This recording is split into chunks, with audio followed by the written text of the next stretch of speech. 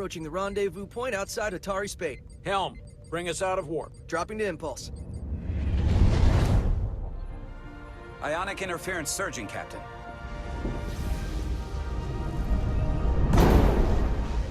Shield integrity holding. We can take it.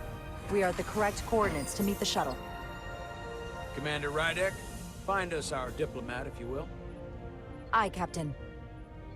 Let's reduce the noise. Filter out environmental signals. I can manually tune what's left for Federation signal types.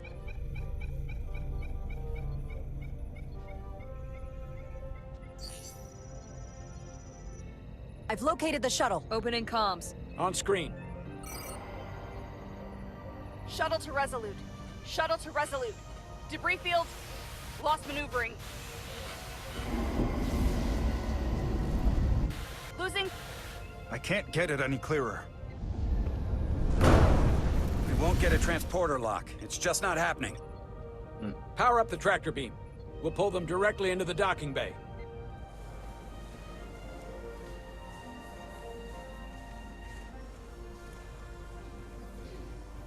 Diaz, you good to run the tractor emitter? Yes, sir. You sure? I'm sure.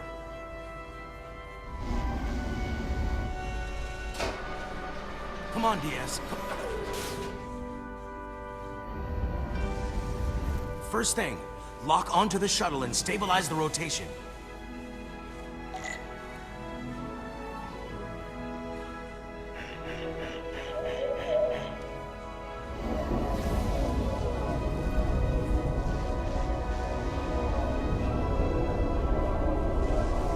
We're pulling in debris. I'm on it.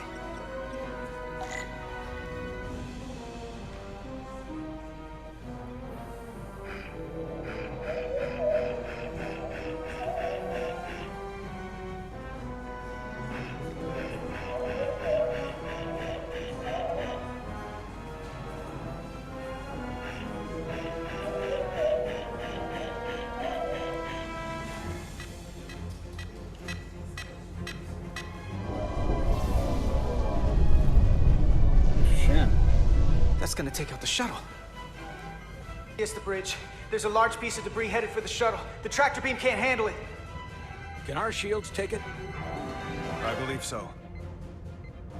Commander Rydek, plot an intercept course. On it.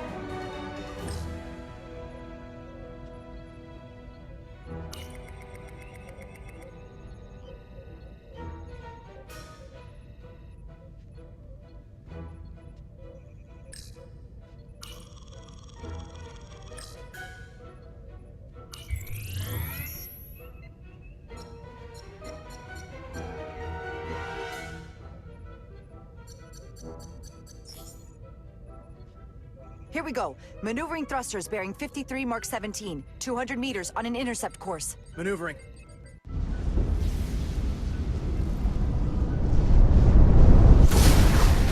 Got it. Whoa! Someone's working hard on the bridge.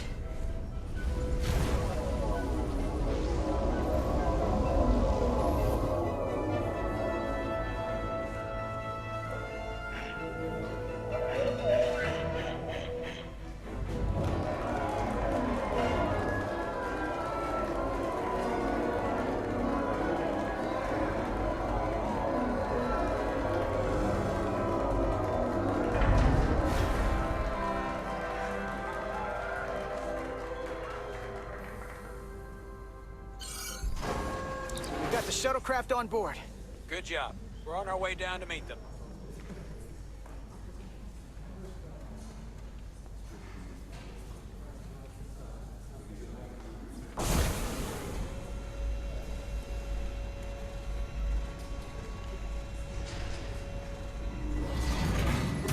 Terra firma, so to speak.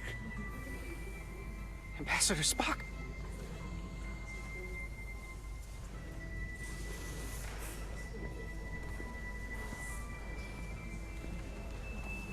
The captain will be right down to meet you, sir. In that case, I will wait for him here.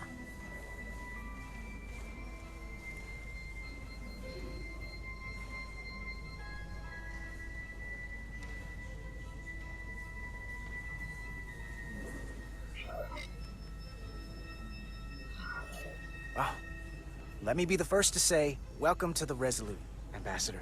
Thank you, Petty Officer... Carter? Carter Diaz. Sir. I am pleased to meet you, Petty Officer Carter Diaz. It appears I have you to thank for my safe arrival. Your assistance arrived not a moment too soon, if I may say so. All in a day's work, Ambassador. This is what I'm here for. Quite dutifully. We thought we were prepared for our arrival in Hotari space, but it is evident my craft was not sufficiently robust for such intense ionic activity. The storm has been pretty intense. There was an element that was most unusual. Before you came to our aid, our maneuvering thrusters and impulse engines were rendered inoperable. So we attempted a short traversal at warp speed, only to find that we could not achieve warp at all, even though our diagnostics computer showed no faults or anomalies. What do you make of that? When all indications say that warp speed is possible, but in practice, we find it is not. Well, this storm is one of the strangest phenomena we've ever encountered. It's disrupted other systems. Who knows what it might do to a warp drive? Yes, it would seem further investigation is called for. Take readings, run some additional diagnostic checks, and we'll get to the bottom of this. Quite logical, Petty Officer Diaz. Thank you. Ambassador Spock, Excuse me. I'm honored to have you aboard. I'd like to get right to it. We're already behind.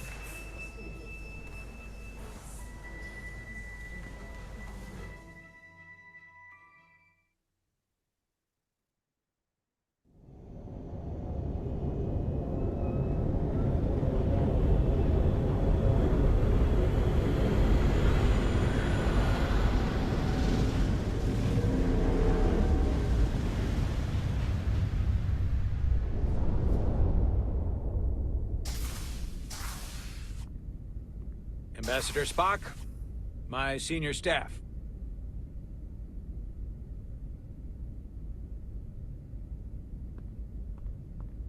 It's not every day that a captain gets to welcome a Starfleet legend aboard. You flatter me, Captain Solano. But legend implies the past tense, whereas I am very much focused on our present circumstances. I didn't mean to suggest you were stuck in the past. You're right, Ambassador. Not the most diplomatic choice of words. Your experience comes from the past. But our present situation calls for it. True enough. We were hoping you could fill us in on the details. We got the basics from Starfleet. Two formerly peaceful neighbors are now on the brink of war. Indeed, and the tension between them grows fiercer by the hour.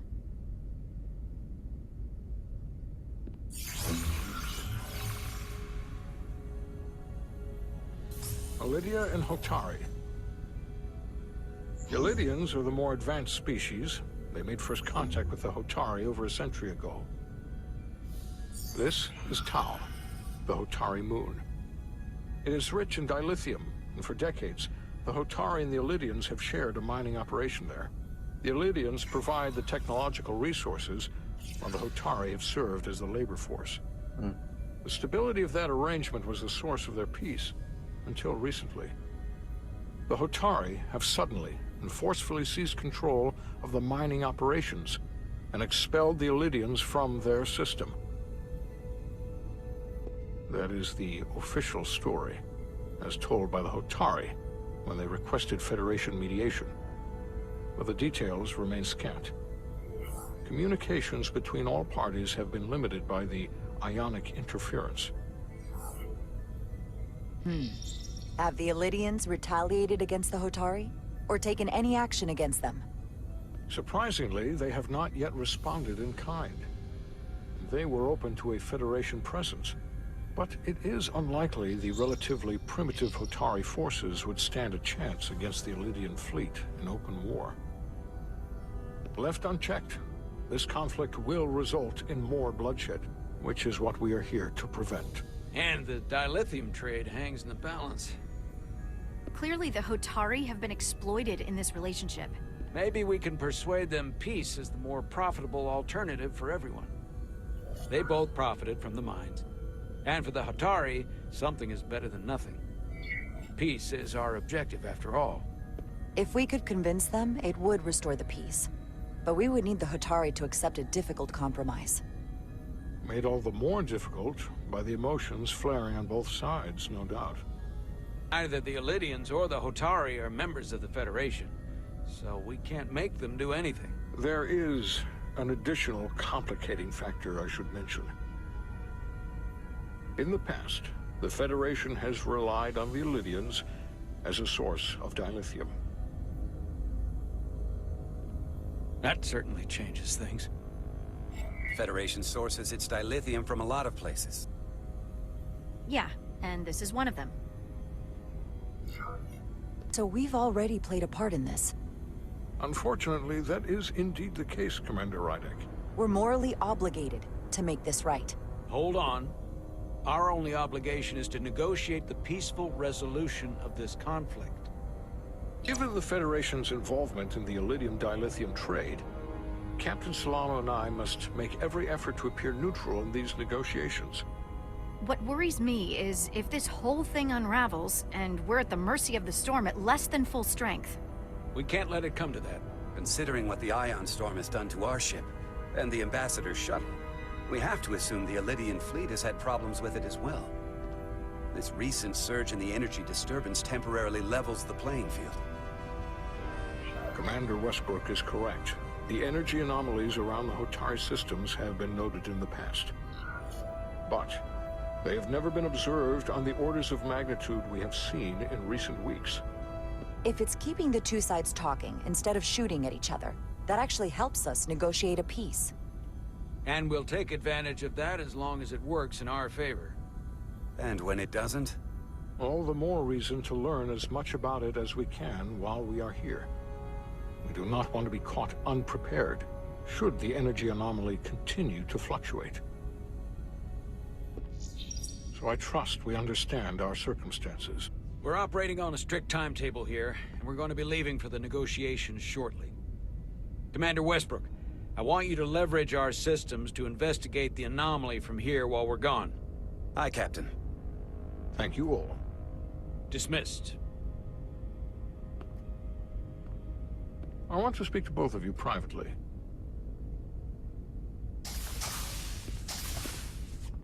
Ambassador Spock, I'd like to make a formal introduction. My first officer, Commander Jara Rydek. Commander, as you are aware, there are limits to what Captain Solano and I can do in our official capacity as representatives of the Federation. But someone in an unofficial capacity, your first officer, for example, would not be bound by those restrictions. Commander Rydek could ingratiate herself to certain parties behind the scenes, where they may be more candid in revealing information that could lead to a resolution. She certainly goes her own way. Maybe that helps in this case. It would be unconventional. I'm perfectly happy to work outside the lines. And by extension, you will be doing your duty, Commander. Just not too far outside the lines. Well, I hope Commander Rydek will have more luck finding out what really happened than we will through official diplomatic channels. The fate of the negotiations, the interests of the Federation, and the prospect for peace may very well depend on it.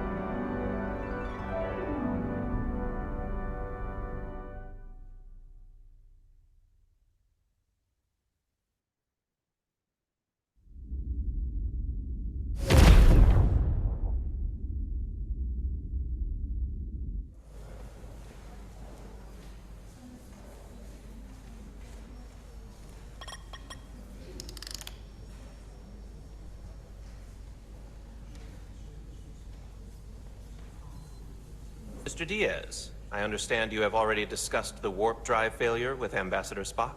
I have. It is imperative that the Ambassador's shuttle be flight ready. I need you both to ascertain the root cause of the system failures he encountered. I'm surprised, Commander. I thought you would have wanted to work on Ambassador Spock's shuttle yourself. I respect the Ambassador and his many accomplishments, but I do not derive any satisfaction from interacting with his shuttle as if it were somehow transubstantiated through its association with him. Especially when I have the entirety of this starship to concern myself with. The Ambassador asked me to take a look, and I'm ready to crack this thing open. Good. You could learn from Mr. Diaz's focus. I'll take notes. Then I will leave you to it. Make note of any abnormalities in your report. Carry on. It seems like he's warming up to us. Yeah. Even Chovok has to look at that face and know you've earned some real respect. And I have to admit that I owe you one. You were right to make me go first. I don't know what I was thinking. You've pulled me out of trouble how many times? Call it even. Okay. At the very least, maybe I can track down that bottle of Saurian brandy you're still on the hook for. But first, we have work to do.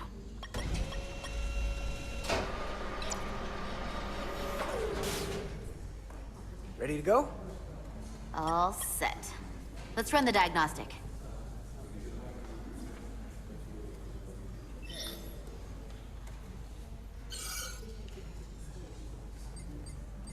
So... I know about your talk with Miranda. You do? She sent me a Priority 1 dispatch right after your conversation. I'm happy for you. Both of you. Thanks. But I'm only going to tell you this once. Don't screw this up. Because I would be very unhappy if you tried this out and then, I don't know, 6 weeks or 6 days later, I have to start splitting holidays between the two of you. All because things went south and you're not on speaking terms. You really don't believe in me, huh? It's not you. Or her. Just running the numbers, and things don't work out more often than they do. I like my friends, and I like our group. I don't want to lose that. Is that thing done yet? Yeah, it's wrapping up. Let's see. The relays along the primary EPS are blown. The backup relays are all intact. An EPS overload from the warp drive could cause that. But how did the shuttle end up dead in the water? Huh. Well, maybe the ship's data recorder can tell us something.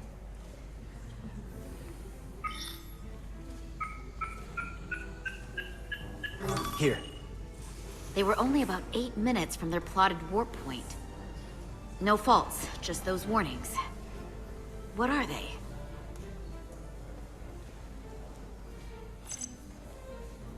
Subspace variance out of tolerance. What does that mean? It means the main navigation array lost sight of space somehow. Will the array going offline cause that? Yes, but it should have also thrown a fault code. The warp field became inverted suddenly. I've seen this happen when the center warp coil cracks. A cracked warp coil throws a fault code. Still, we should take a look. There was a complete warp cascade failure. Wow. They're lucky the shuttle didn't turn inside out.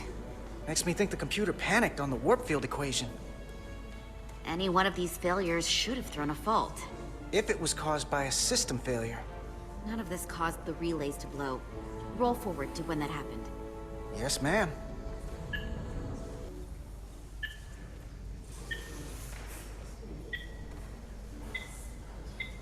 So here, they take a moment to get their bearings and they attempt to re-engage the warp drive. There. That's the relays blowing.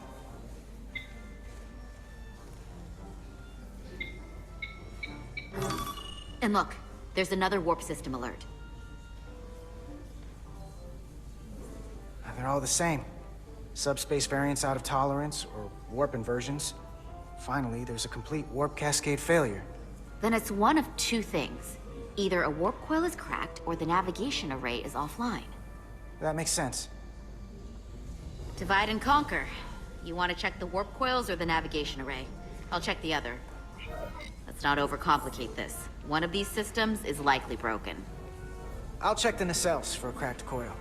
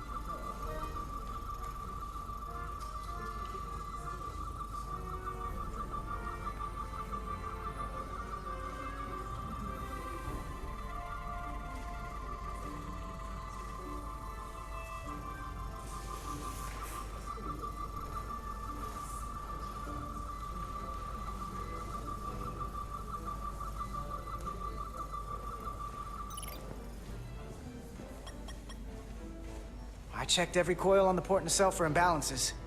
If any coil in either engine were cracked, I would have detected it. So, it must be the navigation array. Except it's not. Checked and double-checked. Well, the readings don't lie. Here comes the security detail for the way team.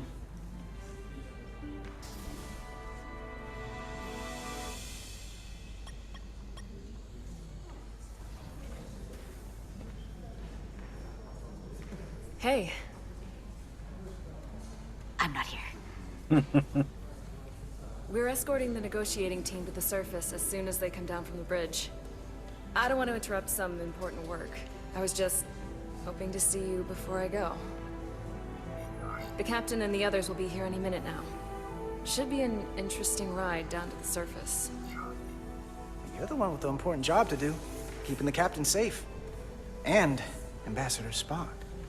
It doesn't always feel that way. Baking in the hot sun, standing guard next to an empty shuttlecraft. But it has its moments. Hey, Maris. Aren't these those button pushers you're always hanging out with? And you're the phaser jockeys we always beat in Parisi squares, right? All aboard for Hotari. That another one of the captain's railroad things? Gotta be. I just usually zone out by the time he gets to the whole, steam engines were the warp drives of their day part. Catch y'all later. You don't want to miss your train. I do have to go.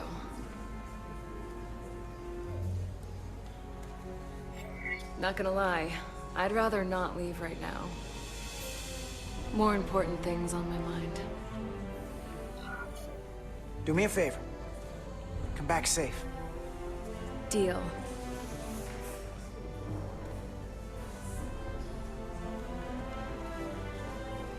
Be seeing you.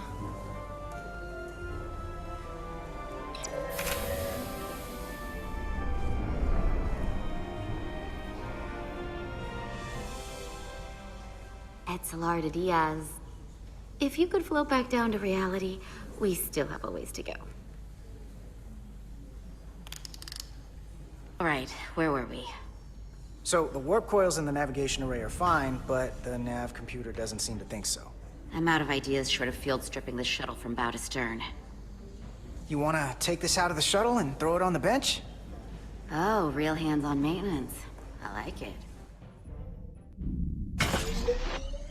Okay, the nav computer is patched into the ship. The ship's computer can double-check our work. If the shuttle's nav computer is putting out false data, we'll know it. Let's run through the shuttle's logs again.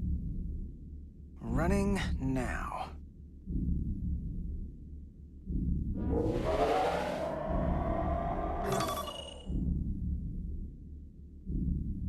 Same. Warp field inversion and a cascade failure. However, the Resolute computer doesn't show the same subspace variance. We're in the same conditions that the shuttle was in when it failed. Why wouldn't the ship's computer get a matching result? What if the subspace variance was a momentary occurrence?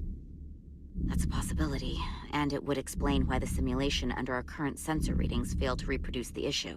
But a subspace anomaly strong enough to cause a warp field collapse would leave graviton ripples for days. Let's run with the momentary subspace variance theory for now. Roll forward to the shuttle's attempt to re-engage the warp drive. We need the conditions of space around the shuttle at the moment of warp failure. Resuming simulation.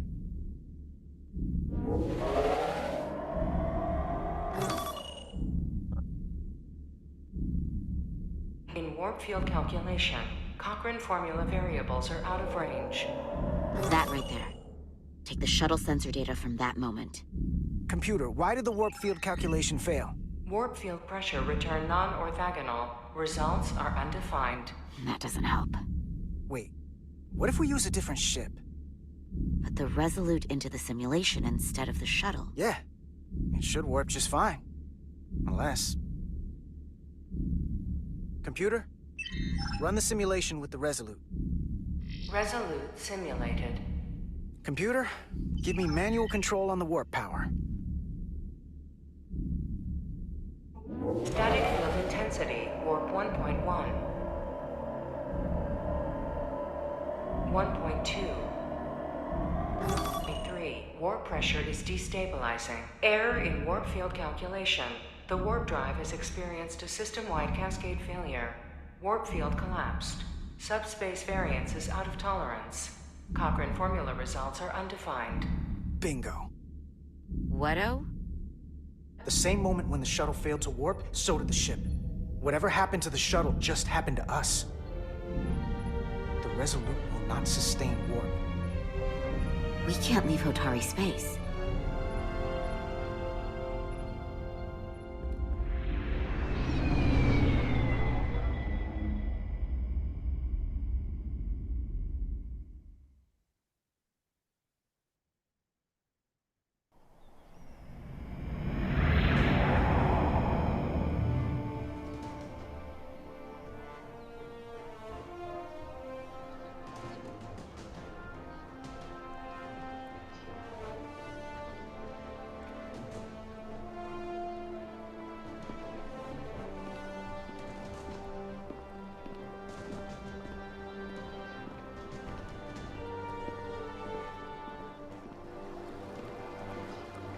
Ambassador Spock, Captain Solano, welcome to Hotari. We are honored you've come. My name is Tylos Altaris, Minister of Diplomatic Affairs. The honor is ours, and this is Commander Jara Rydick, first officer aboard the USS Resolute. You'll find she has a keen mind, and unique insight into the dynamics between the Hotari and the Illidians. We're honored to be here, as representatives of the Federation. I'm so glad. These must be the representatives of the mighty Federation. The reigning authority in the galaxy. Or so we've been led to believe. Whether that's true or not remains to be seen. But, either way, we're grateful you've made the time to come to our little corner of the universe. And you are? This is Galvin, and this is Citron, the heroes of the revolt in the mines.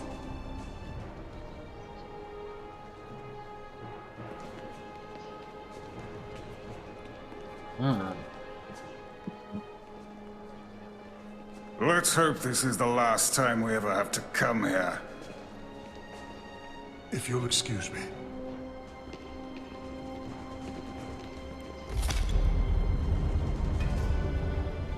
I think we're about to begin. Did you hear the arrogance from that guy? I don't know what we're walking into here, but that guy was something. That may be true. But let's keep an open mind going into the negotiations. Hopefully he's just one voice amongst many. Then let's hope he's the outlier. The Hotari have invited us as their guests, so we must show them the proper respect.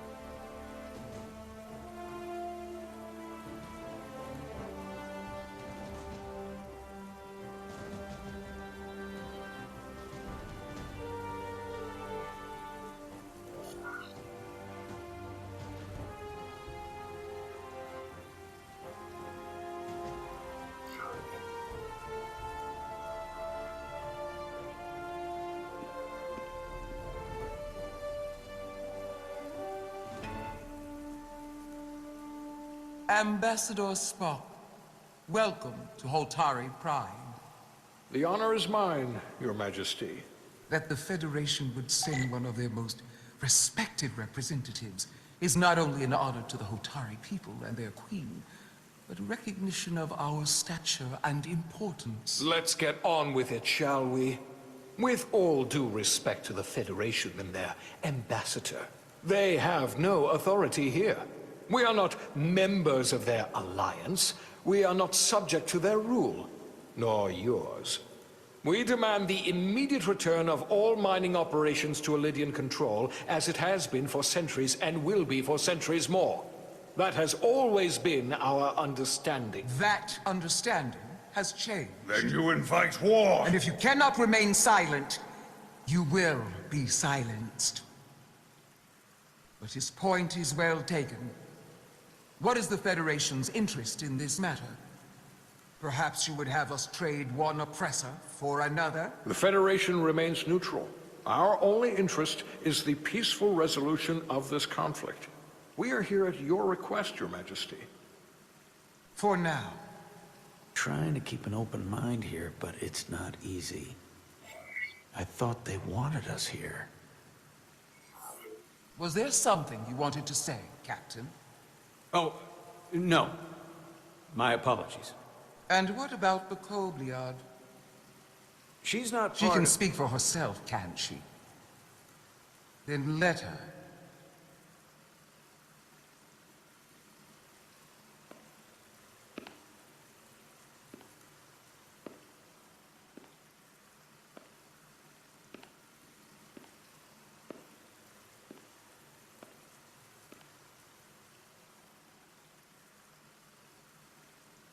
Now then, what is your name?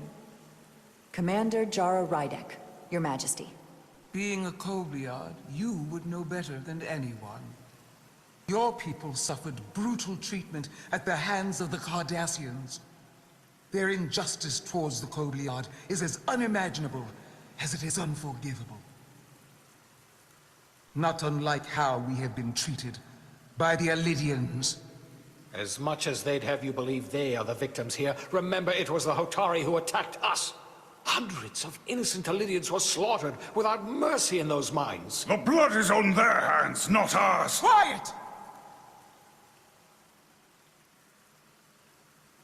If after all the Kobliad suffered, you finally had the chance to right that wrong, to get out from under their control, would you take it? Or would you negotiate a peace?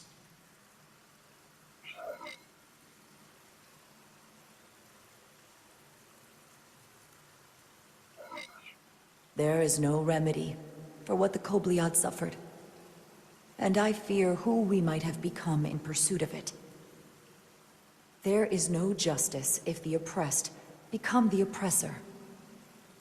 So I would willingly accept a peaceful resolution if it were offered. That is the real opportunity.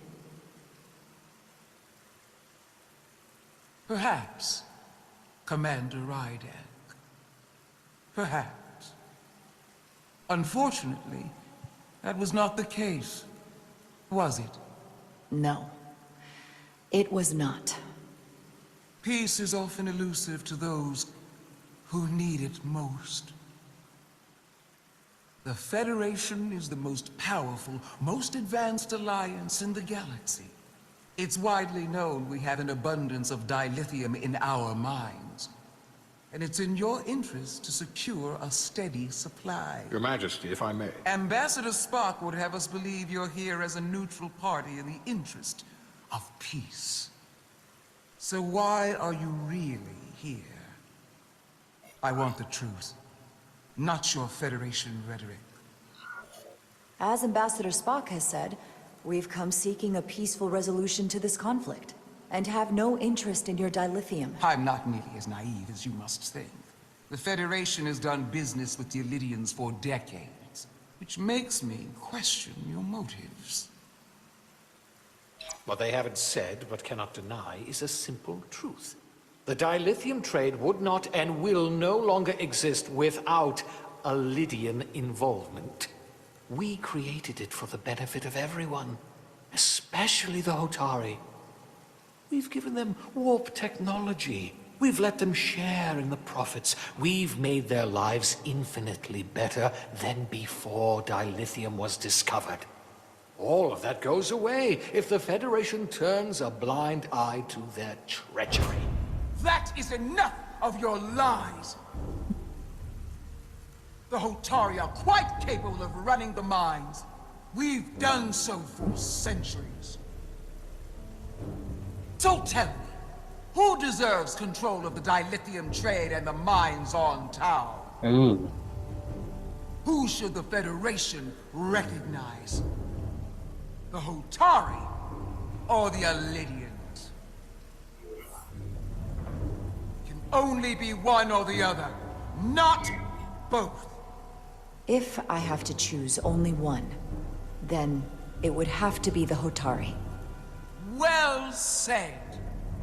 How could the just and wise Federation make any It's other not choice? This is an outrage. The Federation has lost all credibility. Mines are ours. Lydia will not be deterred. We will take back our mines by any means necessary. Then you will see more blood spilled. I am more than willing to address your concerns, Your Majesty. Yours as well, Representative. But I suggest we could have a more productive conversation with a smaller group. Perhaps only the most essential representatives.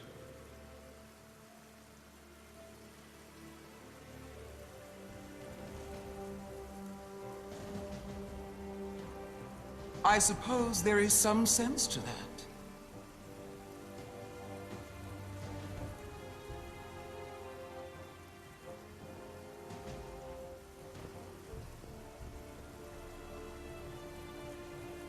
I hope we meet again, Jara Ryder.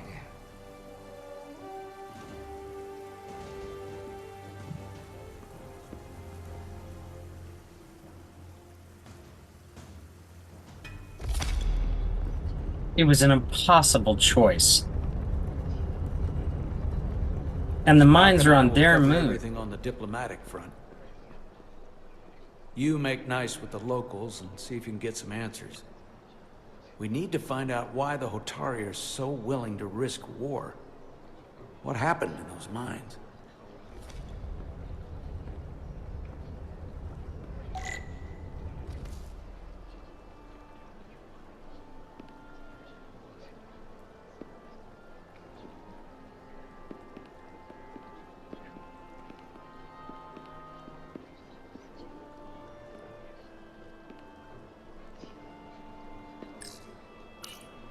Commander, I'm glad you've chosen to side with the Hotari. I knew the Federation would see through the Alidians' baseless claims and protect the interests of my people. To be clear, I'm not on either side of this conflict. Our only interest is peace. I will keep that in mind. I assume you were there, the day the mines were seized from the Alidians. Not seized. Reclaimed. And restored to their rightful owners. Yes, I was there. Had to be decisive. Before the Alidians could even realize their worst nightmares upon them. Did you have help from someone else? Hotari stands alone against the Alidian forces. We don't need help from anyone. They respect one thing above all else, and that is force. The greater the force, the more certain the outcome. Any talk of making peace is just that, and worth little without the strength to secure it. Which makes me wonder about your ship, the Resolute. Undoubtedly the Federation's finest warship. Ready to contend with anything the Alidians might have in store. Or is that not true? Maybe I've misjudged it. It wasn't designed as a warship. More for scientific research and exploration. But the Federation must have ships designed for war. Technically, they're Starfleet ships representing the Federation. But yes. I see. Sidron. A pleasure meeting you, Commander. I'm sure we'll cross paths again.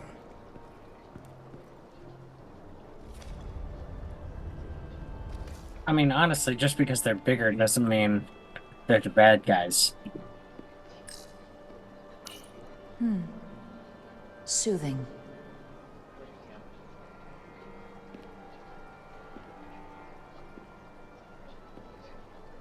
It's tough to negotiate peace in the galaxy. Commander Rydek, I'm encouraged to see the Federation supporting my people. I'm afraid of what might happen without your help. If anyone deserves thanks, It's Ambassador Spock. No one is more invested in negotiating a peaceful settlement to this conflict than he is. I'm so glad.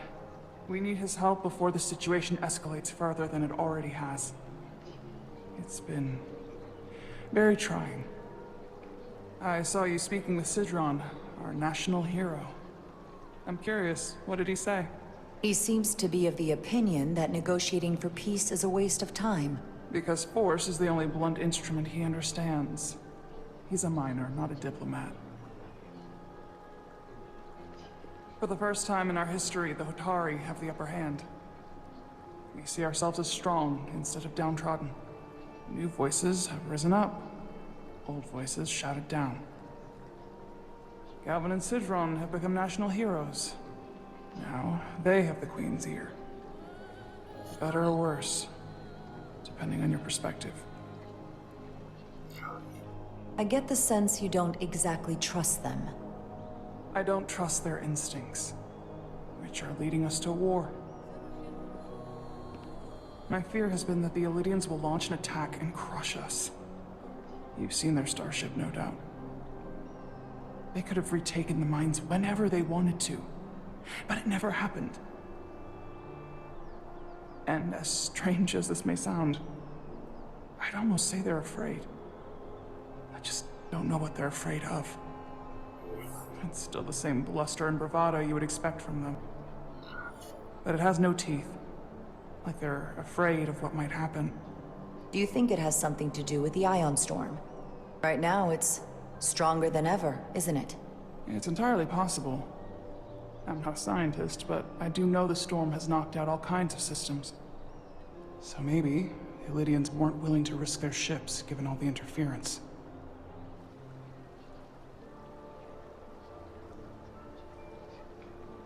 Since the day of the revolt, Galvin has seized control of the mines and restricted all access. No one's allowed without his personal authorization.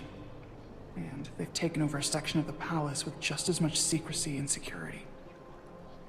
I'm told it could be something they brought back from the mines. I've made inquiries, but everyone pretends it doesn't exist. I strongly suspect they're hiding something. What do you think it is? I've heard rumors it's some sort of ancient artifact, but I haven't seen it myself. How can we know? Honey! I'd better see what's happening. Honey! Do you think you can find out what they're hiding? Yes, my love. Thank you. I need to see proof of something before I can make my case to the Federation. I can try, but even if I found it, I might not know what to make of it. Take this. You can use it to capture whatever you find, and then send it to me.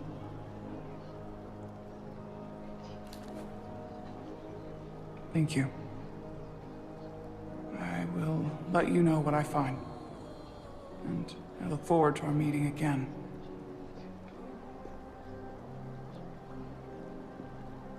Sorry, I couldn't help but notice you were speaking with the Hotari this whole time. I figured in the interest of fairness, I should offer another perspective. Of course. I'm probably not telling you anything you don't already know, but these negotiations rely on the Federation's neutrality, as does any hope you might have for a supply of dilithium in the future.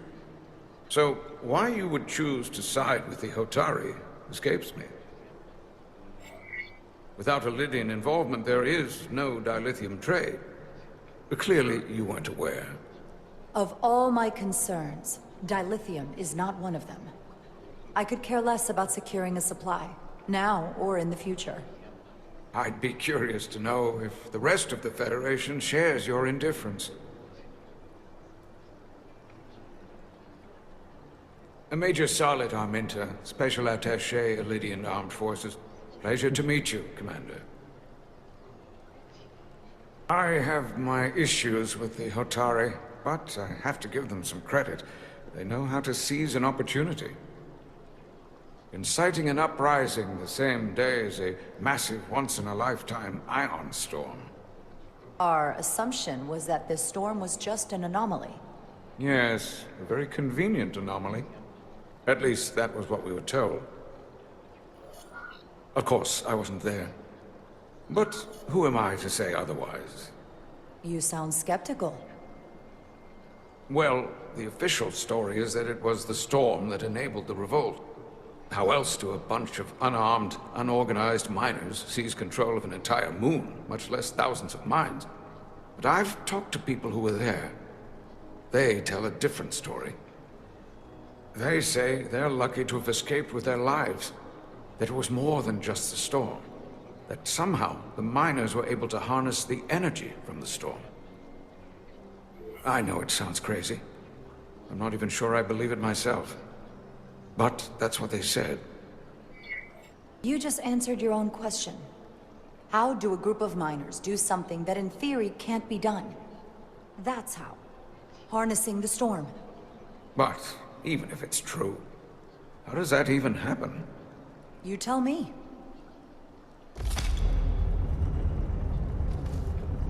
If you'll excuse me, Commander Ryder.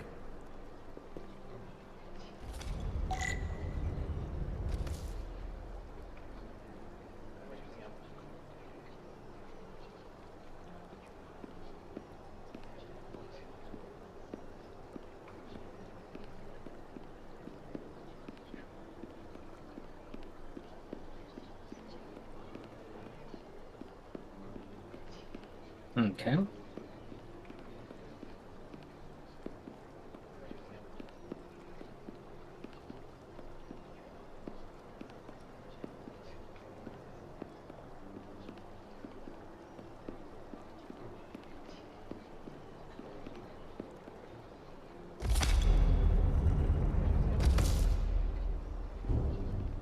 Well, that was a disaster. What happened?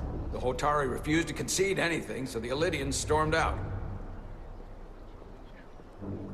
The Hotari did not invite us here as peacekeepers. I hope your efforts were more fruitful than ours.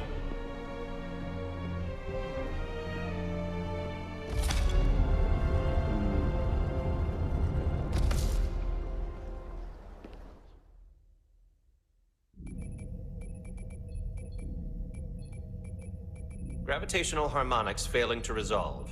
Warp bubble stability degrading. Increase output to maximum.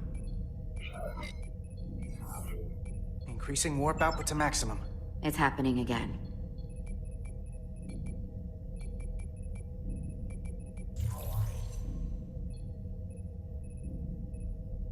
It is evident that presently, the Resolute cannot achieve warp propulsion. Since our diagnostics rule out any problems with our warp systems or anything about the ship, the problem appears to be the fabric of space itself. Space itself? You're saying something about this region of space prevents warp travel? Prevents it, or can't sustain it. However improbable, that appears to be the case. We need to know more. Well, couldn't we slowboat it out of here at impulse speed? It may come to that, but we don't know how far this warp dead zone extends. Captain Solano is on his way back from the negotiations, and I want to have some answers for him when he gets here. Indeed. Given the facts at hand, we may be able to deploy subspace probes around the ship to construct a clear picture of the phenomenon. Around the ship. I'll prep a shuttle.